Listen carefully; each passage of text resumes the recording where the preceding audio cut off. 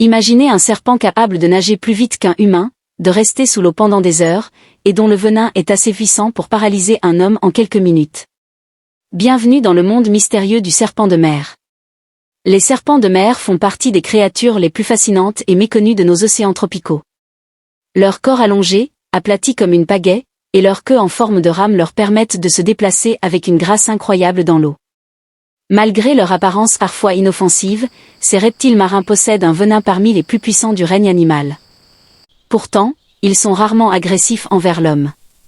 Ces serpents silencieux jouent un rôle essentiel dans l'équilibre des écosystèmes marins, mais leur mode de vie reste enveloppé de mystères. Les serpents de mer se trouvent principalement dans l'océan Indien et le Pacifique, notamment autour de l'Australie, l'Indonésie et les récifs coralliens d'Asie du Sud-Est. Certains préfèrent rester proches des récifs où la nourriture est abondante, tandis que d'autres explorent librement les eaux ouvertes. Leur corps est parfaitement adapté à la vie aquatique, les côtes aplaties et leur queue en forme de rame leur permettent de glisser à travers l'eau avec une rapidité surprenante.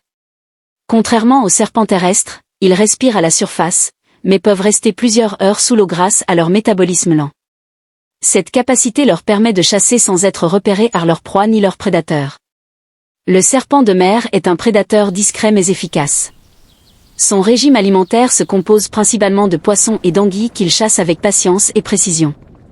Contrairement à ce que l'on pourrait penser, ces serpents ne sont pas agressifs, ils utilisent leur venin uniquement pour capturer leur proie.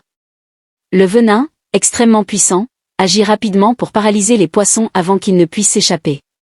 Certains serpents de mer peuvent également infliger une morsure mortelle aux petits prédateurs marins, mais les attaques sur l'homme restent rares, car ces reptiles évitent le contact humain autant que possible. Leur comportement est également fascinant sur le plan social. Certains serpents nagent seuls, tandis que d'autres peuvent être observés en petits groupes lors de la période de reproduction.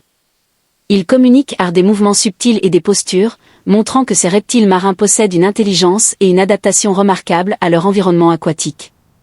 Les serpents de mer sont pour la plupart vivipares, ce qui signifie qu'ils donnent naissance directement à des jeunes serpents dans l'eau, une adaptation rare chez les reptiles. Cette méthode augmente leurs chances de survie, car elle évite le risque lié à la ponte sur la terre ferme.